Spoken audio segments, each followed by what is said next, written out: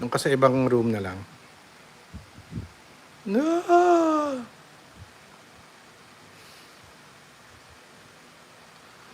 Oh! Ah! No!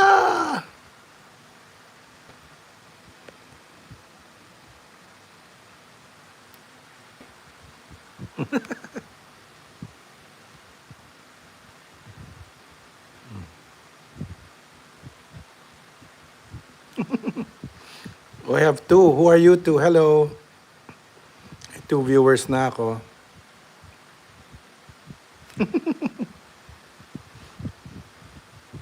Ano mong blush?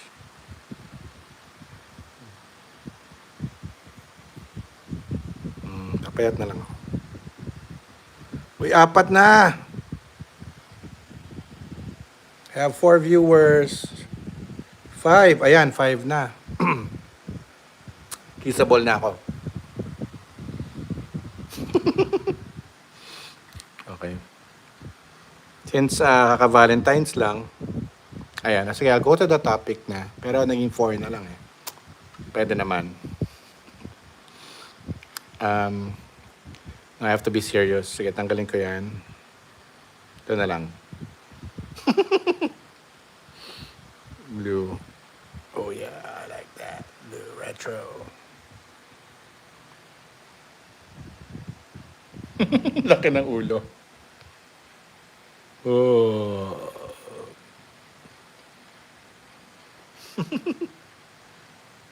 Okay. Okay. Uy, 8 na. Bardagulan time. Joke. Okay. Sige, since kissable ako, may lipstick na lang muna tayo. Awag na nga. Alright. So, let me go to my story. So, what happened was, there was this young SK student who had a photo with Donnie Pangilinan. And she didn't even allow anyone to post it. I don't know how the person got the photo, but a girl named Jella Evangelista posted it sa FB niya. Ayan, si Jella. Okay, Jella Evangelista, Feb 12, takal na pala nito, 8 days ago, 3:44 p.m. Imposibleng walang naalala si Donnie dito. 336,000 likes and haha reacts. I don't know. Let's see how many reacts.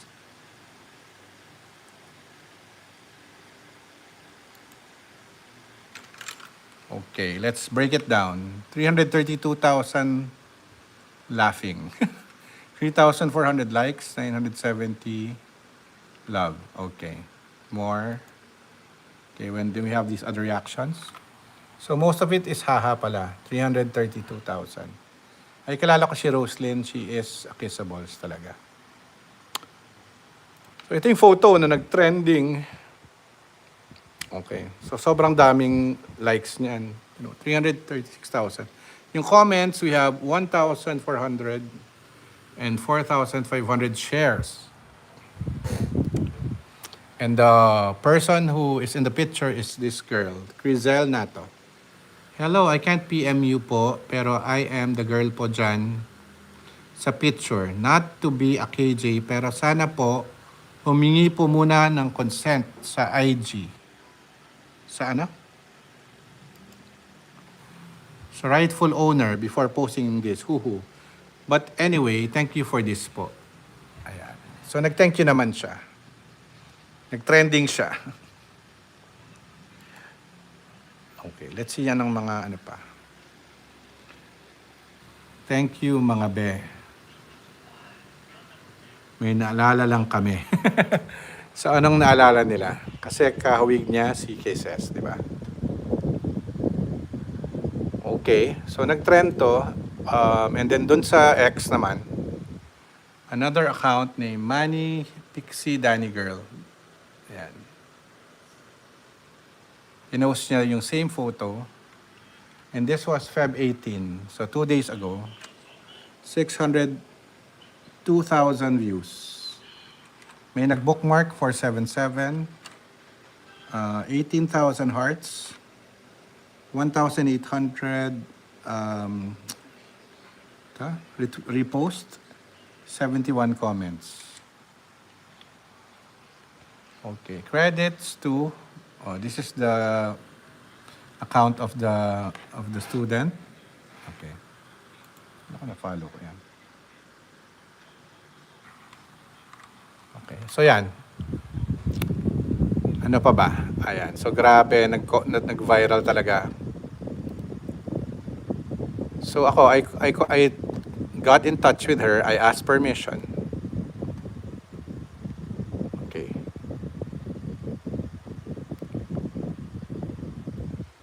Okay, hi Crizel, I hope you're doing well. I'm reaching out respectfully to ask permission. May I share your photo with Donnie on my page? I always make sure to get consent first. I will credit you properly. Ayan. I also wanted to ask how you've been feeling about the photo trending online. It seems to have brought a lot of nostalgic joy to fans.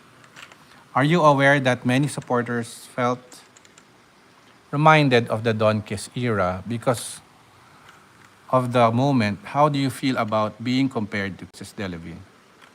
Since fans are talking about love teams again, I am also curious about your thoughts on Don Bell and whether you believe they are a real love team. If you're open to it, this trending moment might also be a chance for people to discover and follow your social media or YouTube channel. Feel free to share any links you'd like me to include. By the way, allow me to introduce myself. I am a supporter of Kiss Delavine and Donnie, especially the Don Kiss Love Team. I previously interviewed them officially. Okay. So, nag-heart siya. This was Thursday, 7:42 p.m. yesterday. Hello po and good evening. Sorry for the late response kasi galing pa po akong class and school. Thank you for reaching out. I am doing fine po. And I hope the same with you as well.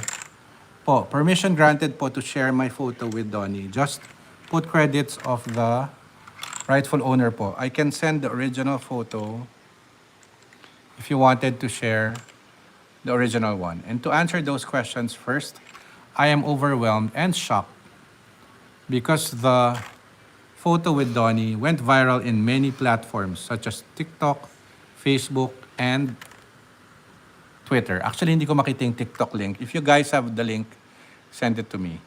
I am well aware that many supporters were reminded of the Don Kiss Love Team era. And I feel for them. And being compared to Kisses is not really in my bingo card. Bingo! Because it's Kisses Delavine. Iba pa rin po ang nag-iisang Kisses. So obviously, she also admires Kisses. As for the love teams, inedit na raw niya. As for the love teams, I highly respect each one of them and the decision or path they have chosen. I respect the chosen peace and hiatus status Kisses have, as well as the love team up status of the Don Bell. I support both of them in the most possible way I can. I have high regards to Donnie because of the assistance he personally extended to our family, thus the picture. It is my way of extending my appreciation and gratitude to him in time for his birthday. I am a typical average fan who enjoys chance encounters like this. Though I'm more of a public servant, an SK member with good performance standing in our place. This does not hinder me from admiring talents or celebrities from the sidelines. Again, thank you for taking the time to ask and hear my side. God bless po. So yun na yun. So I really talked to the person in the photo. And ang weird is, nung pinost ko sa page ko sa Daddy Kissables, akala ng tao si Kisses talaga siya. Or nang-aasar lang sila. Yun. So, anong advice ko sa mga Belle and Don Bell fans na lagi na sa page ko? Well, continue supporting your celebrities, and lalo na merong bagong song si Belle at may bago silang movie para yumaman lalo si Donnie. Ayan, yung mga Don Kiss fans.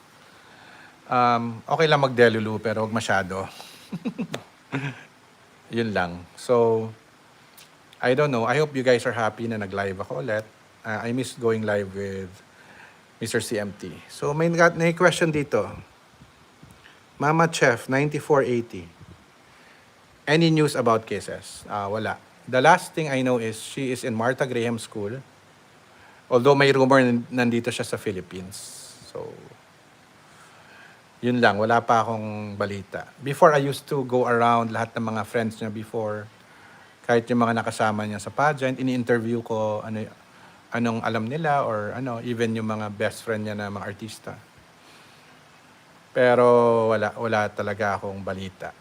Ako naman, kahit hindi siya bumalik sa showbiz, I'm okay if that's her decision and she's happy with that. Yun lang. So, yun lang guys. Tomorrow, I'm gonna see Kai for sure, Montenola. Kasi may award-giving body na bago. Parang FAMAS. I'm attending most probably. And I hope nandun si Maris then. And Andres Bulak. Yung latest showbiz ganap ko na nasa YouTube ko is A Picnic with Maxine Trinidad. Yan. So one of the younger actresses na I support right now, na-meet ko kasi siya. Maxine Trinidad. So please support her then. Of course, si Vivory pa rin. Si Kauri. Ano pa? Si Rachel Alejandro, birthday niya ngayon. Happy birthday, Rachel Alejandro. Of course, Dulce. Sino pa? P-pop in general, since I'm part of the P-pop Awards. Okay. Anyway, yun lang muna. May iba pa ba kayong mga tanong?